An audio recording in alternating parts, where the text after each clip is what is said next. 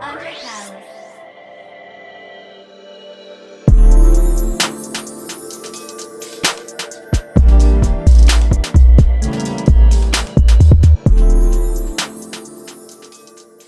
I appreciate you guys for tuning in to the Who I Am Show podcast. Appreciate you guys for subscribing, liking. Please continue to follow the show. Continue to subscribe. Watch more upcoming videos. We have some awesome videos dropping this week. We had State Representative Dontavius Jarrells come and speak. Man, he dropped some amazing jewels. Please go.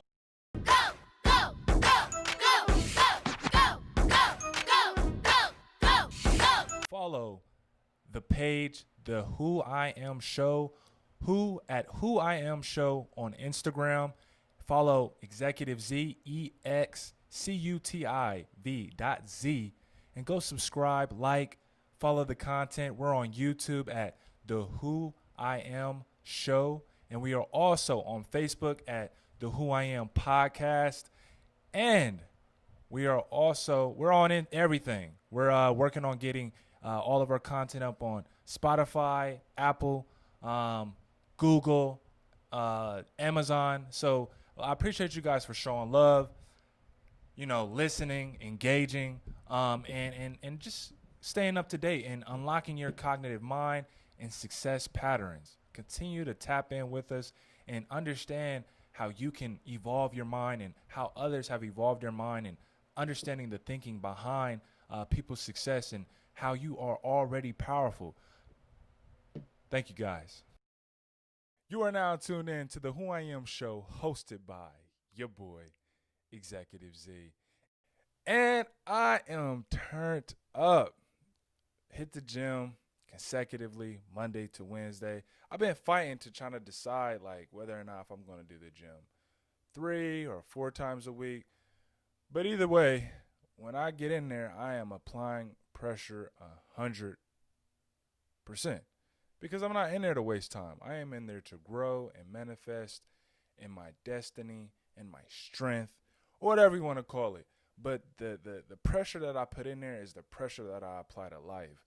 So, I just want to keep that balance and that momentum going.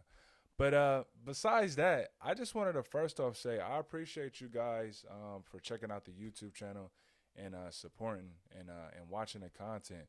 And I just want to keep it going. And just take your time out to go subscribe to the YouTube. The links are in the bio.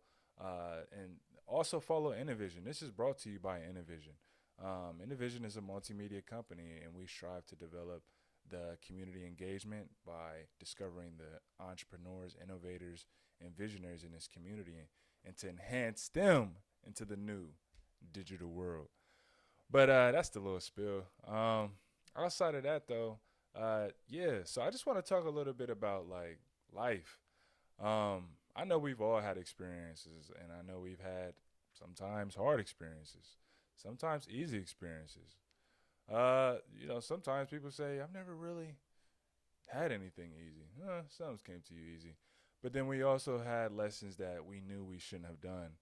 And a little bit about my story. So I'm going to tell you guys a little bit about who I am. And I guess in a synopsis, I ain't going to go too long-winded. But when I was a kid, I always knew, I wanted to be like this executive. So, when I was a kid, I used to get on the phone and I used to have, practice conversations. And, on these conversations, I would be acting like I'm on an executive phone call, what's going on with that acquisition or that business deal? I think I need about $3.5 million. And I don't know where that came from. Maybe it came from too much TV, or maybe it came from just the perspective of how I see my life. And fortunately, I had some experiences like that. Maybe not 3.5 million, but maybe a couple racks. So, it kind of worked out. But outside of that, I just had a vision of where I wanted to be. And it was challenging because some of the things that I did weren't the smartest. I made some bad decisions, such as, I got kicked off the football team my senior year. Hey, trust me, I was going hard. I was looking up Floyd Mayweather around this time, heavy. I had the jump rope or whatever. going crazy. You know what I'm saying? First at practice, at the end of practice, I'm still going in. You know what I'm saying? I had that stripped away from me. And during that time, like what, that was like 2013. I lost my balance. 2012, 2013, yeah. And I started running the streets, just getting into stuff because it was like that structure was taken away from me because of some decisions that I made and the people that I was around during that time. And when I look back at that moment, I sometimes think about it now. Like, I mean, although I was fortunate, as the story continues, but look, I look back at it now and I'm like, man, that moment changed the course of my life forever. Because I thought that was my moment. I was trying to go hard, do the best that I could on the field, and I didn't sometimes think about off the field. I was just like, this is it. But of course, there was always more to life, and that experience showed me that there was more to life. And I ended up moving to leaving Columbus, Ohio, left to go to Maryland, moved with my uncle, and it taught me a lot, man. I mean, I was still a young boy, you know what I'm saying, doing what I do, not listening, but it was still a new experience, new exposure. And my uncle was giving me structure and understanding and a foundation as a young man to grow. And even with him, I learned some experience, some lessons, and I experienced some things, and it taught me a lot. And he definitely helped me manifest, into who I am now. And I always knew, though, you know, I wanted football. You know what I'm saying? I wanted to get back on the field, and I kept training, although like I wasn't on any teams or anything. And it was crazy because after I graduated, I was fortunate to play in an All-Star game. My boy got me in, Torrey Clark. We went to high school together, and he got me in an All-Star game. And I was at the practices, like I was, like I've been out here. You know what I'm saying? And I started and everything.